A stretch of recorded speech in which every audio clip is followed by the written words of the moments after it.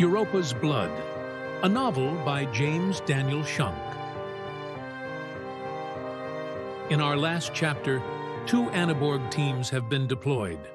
One to secure Europa's plasma reactor and pumping station in an attempt to protect the security network, and a second to meet with the state's supreme leader to lure out the time machine in hopes of stealing it. As the first team worked to secure Europa, one of them had been covertly working for the state, undermining the mission's success.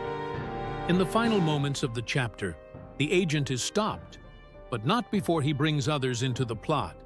And unbelievably, it was suggested that others in the Anaborg government were also secretly working with the state. Chapter 17. The War Claw.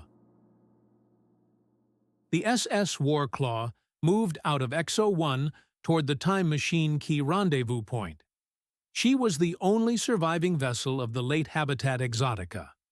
Their Gnat fighters had been able to hold off the state stingers long enough for the War Claw to escape. However, for it to work, the Gnats had to be left behind, creating a security wall. Sadly, none of the heroes would probably be rejoining their base ship. The ship's bridge was a flurry of activity. Pitzy had several circuit boards pulled out of the belly of the tactical station. "Arkan, we won't be able to get weapons online. I need more time."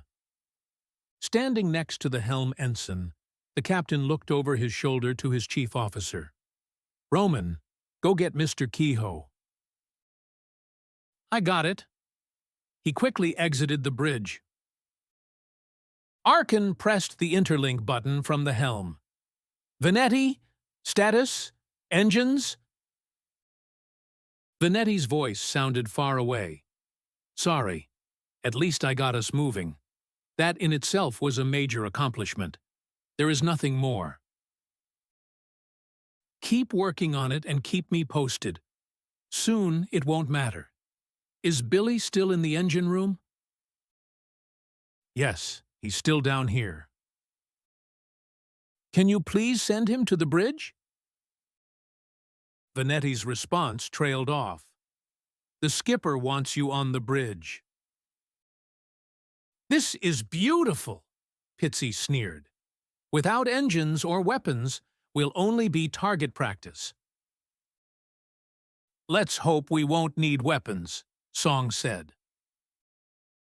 "Eula," Arkan said, "do you have anything on the scanners?" "Yes, I have 1 state shuttle and 1 Anaborg vessel linked at the rendezvous point. The Anaborg ship is tagged Flying Fox. It's a light battleship. The scanners show that it suffered some minor damage. It looks like there was a firefight." Pitzy pushed the last 2 circuit boards back into the tactical station. She stood, brushing herself off. "I'm done here. Eula, life signs on those ships?" "The shuttle doesn't have any, but the Anaborg ship does. We also have 2 state warships near the perimeter, the light ship and the Scimitar." Canary Kehoe, the weapons engineer, rushed onto the bridge. He was solidly built with dark hair. "Captain, weapons expert on the bridge." He walked directly to tactical. "Status, Kehoe," Arkan said without looking over. He was at the helm, helping the ensign navigate the sluggish vessel out of the graveyard. Song watched as the War Claw came around one last husk, revealing open space ahead. "Careful, Kook," Arkan said to his helmsperson. "Come about, starboard 10. "Copy. Starboard 10, the pilot said. "Skipper, tactical is coming up now," Kehoe said. "What happened to Roman?" "I thought he went looking for you," Arkan said. "Yes, he did find me, and he sent me up here," Kehoe said, as the screens around him started to blink on. He said he was going to the engine room to see if he could help Vanetti. Billy Budwittis charged onto the bridge next. The big bearded man had a face covered with sweat. "Billy, I need you on the comm," Arkin said. He hesitated. "Sorry, which one is it?" Arkin pointed. "Over there, son." "Aye, Skipper." Budwittis went to his station. Kehoe pressed the interlink button. "Lex, are you there?" The response sounded distressed. "Yes." Lex was standing at the tactical mainframes, 3 decks below. "Power up the laser banks as I showed you. Copy that?" There was a pause. "Powering up," Lex said. Canary Kehoe waited for his systems to come online. Pitzy, Song, and Moreland gathered behind him, watching the snow-filled screens. Soon, they started to blink on with weapons information. "You did it, Lex. We have it," Kehoe said. "What's your status, Kehoe?" Archon asked calmly. "We have secondary weapons, but let's hope we don't need them. Nothing has been tested. Lex, power up the rest of our systems as I instructed." "I'm starting now," Lex said over the interlink. "Good," Archon said quietly. "Helmsperson, steady as she goes." He looked over at Tactical. "Kehoe, let me know when primary weapons are online." He shook his head in disbelief. "Just a few more minutes, Skipper." The War Claw cleared the graveyard, and the State Shuttle and Anaborg ship Flying Fox were visible ahead. The 2 other big State warships loomed behind in the distance. "Send a message on all channels," Pitzy said. "Tell them we are here to trade." Budwittis started typing. "Sending." "Now lock weapons on that Anaborg vessel," Pitzy said. "Fire on my mark." "No," Moreland said. "Our time machine could be on that ship." He charged forward. Song grabbed him. Moreland tried to throw him off. "What's wrong with you? Let go of me. She is trying to destroy the time machine. I can't stay here another minute. We have to get home." When Song did not let go, Moreland swung at him. His fist landed on Song's cheek, knocking him to the floor. Moreland saw what he had done. The look of insanity softened, and then he hunched over, hands on his knees, and began to cry. "I'm sorry, man. I'm sorry. Don't let her destroy our only way home." Song realized that he had restrained Moorland because he wanted to trust Pitzy. He felt something sincerely telling him that she would not abandon him and Moorland. He knew it came down to one simple word: faith. He had begun to have faith in her, that she was good and honest. "Pitzy, your mandate is to retrieve first, not destroy." "You can't pick up a Viper without getting bit," Pitzy said. "If we go in with that key, they will kill us for it. We will have no chance of retrieving that machine." "Remember Red Paper 13, Moreland said. "Use the bait to retrieve first, and, as a last resort, destroy. That destroy part comes last.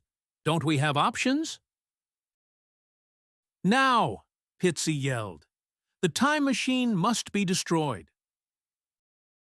Song climbed to his feet. He was whispering to himself now. "Don't do it, Pitzy. Please don't do it. It's our only way home. You know that." "We will never retrieve that machine," Pitzy said, as if to convince herself. Moreland looked at Song with tears streaming down his cheeks. "Jin, do something. please." "No one expected us," Kehoe said. "We're locked on. Don't forget, that ship has your Anaborg emissaries." "Yes, and the Supreme Leader," Pitzy said. "We're trying to stop a war. Prepare to fire." "I see your point," Kehoe said. "We have a rare opportunity. The Flying Fox is damaged. They have not raised shields." "And a shot at the time machine," Pitzy said. "We just close out this whole thing in an instant." She held up her fist. "Prepare to fire. Ready. On my mark."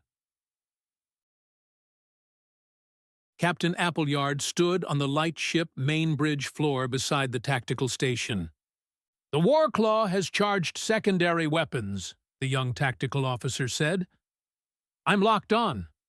Should we fire? 1 TAC-4 pulse should do it." He chuckled. "Hold. The signal to destroy them must come from the Supreme Leader. However, if they fire, send a full barrage. We can't allow the Supreme Leader to be harmed in any way." "Aye, sir." "Jin, do something," Moreland said again. When Song did not answer, he turned away. "Pitzy, what about the Anaborgs? You're going to kill your friends?" "Captain," Kehoe said, "will we fire on them?" "One thing matters to me at this moment," Archon said. "Are you sure the Supreme Leader is on that ship, Commander Omega?" "I understand what you mean," Pitzy said. "We won't fire until we have confirmation." "You heard the lady, Kehoe. Fire on her mark." "What about the security of the pumping facility?" Song asked. Pitzy dropped her fist. "You are right." "Skipper!" Budweitus's voice cracked slightly. "The Anaborg ship is hailing us." The Supreme Leader's face, Remus, appeared on the helmsperson's screen. "This is the SS Warclaw. My name is—" "Back from the grave, Captain Archon?" Remus asked. "I hesitate to say literally." Song was impressed that the Supreme Leader knew the man's name. He was exceptionally well organized, at times appearing omniscient. Song could see how he ruled with such authority. Those under him could easily see him as godlike. "I'm here with Pitzy Omega from the Martian Peace Initiative." "Archon, hanging with terrorists," Remus said. "Special Agent Omega, you're a long way from home." "You as well, Supreme Leader." Remus spoke. "I'm exceedingly disappointed that the Anaborgs don't have the key I seek. Now exuberantly joyful to see you. You still have time. I said the deadline was the Harvest Festival. I have taken no aggressive action against you per se. Sorry for trying to kill you with that stinger sweep, but we thought you were already dead." Pitzy did not smile at the quip. Instead, she pressed her lips together into something resembling a frown. Song stepped forward and squeezed her hand gently.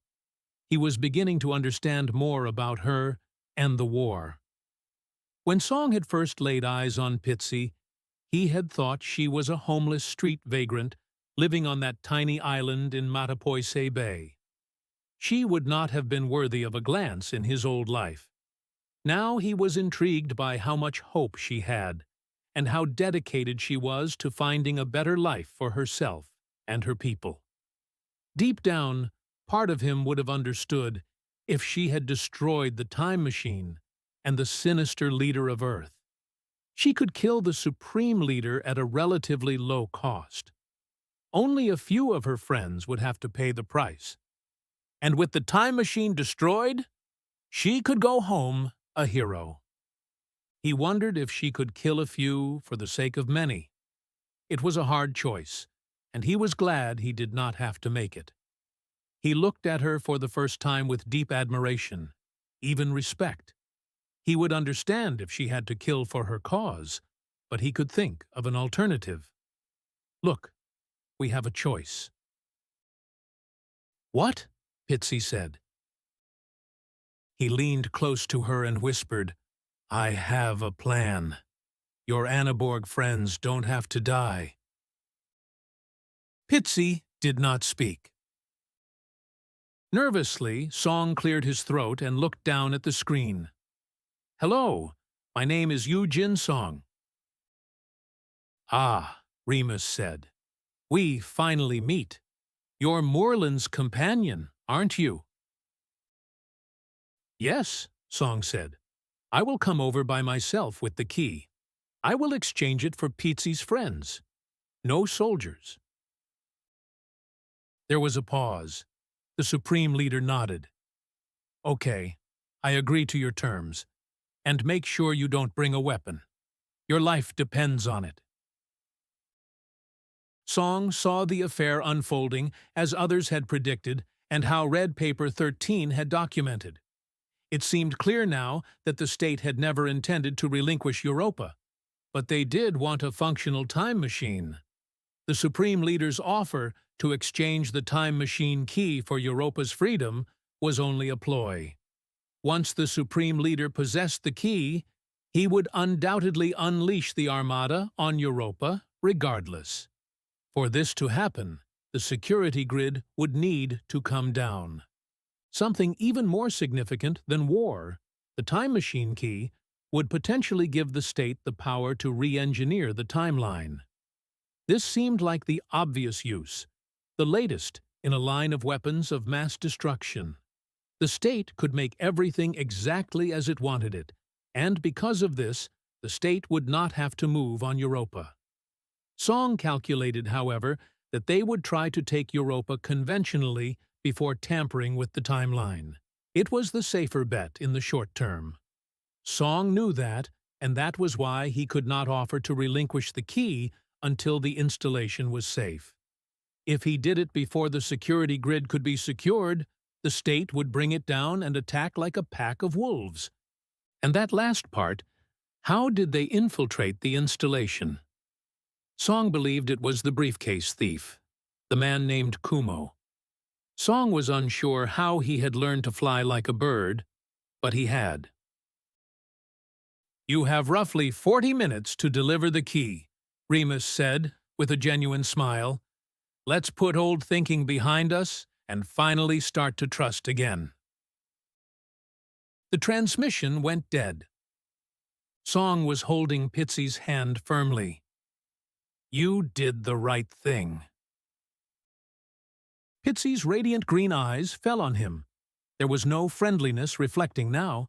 This time, something cold and calculated. You must bring back the time machine, or you are also expendable. I hope you understand? Song's blood ran cold. He looked solemnly at her. He thought her cheeks looked flushed. He tried to smile to reassure her. I do understand. He meant it. Lex stormed onto the bridge. He rushed up to Song and pushed him down onto the floor. You're holding the hand of my woman. Lex, Pitzy yelled.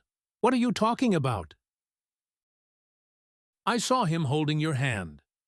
Lex pulled his atomizer from his boot and pointed the barrel at Song. You're imagining things, Pitzy said.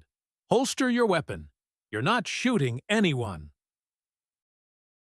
I think I am, Lex said, spit flying from his mouth. Jin attempted to climb to his feet. Lex held the barrel to Song's forehead. Stay down. Song thought he saw Lex's hand squeeze around the handle. His index finger began to pull back on the trigger. Pitzy quickly got between them and said something softly to Lex. Song did not hear what she had said. She grabbed Lex by the hand and led him off the bridge. Moreland came up next to Song to help him up. "What was that?" "I don't know," Song said. "Looking into his eyes, I thought I was dead."